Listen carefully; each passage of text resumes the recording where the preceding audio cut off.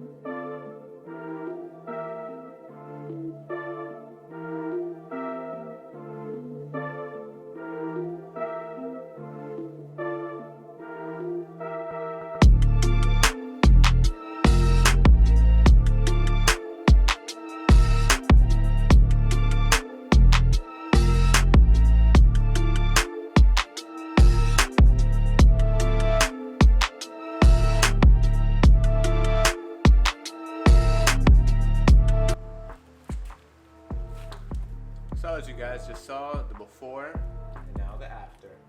Looks honestly brand new, like I just took it out the wrap. I'm telling you, this thing right here, I put this on every car that I have. Cerakote ceramic headlight. 100% recommend. I mean, the results speak for itself. I'm really happy with the way it looks, and I know it's gonna hold up. It has a lifetime warranty, so I mean, it's hard to beat for 20 bucks. Come on now.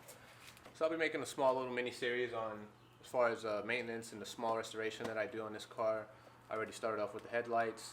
I'm not sure if I'm gonna do the paint next or the interior, but yeah, I hope you guys enjoyed the video, and let me know what you guys think, and thanks for watching.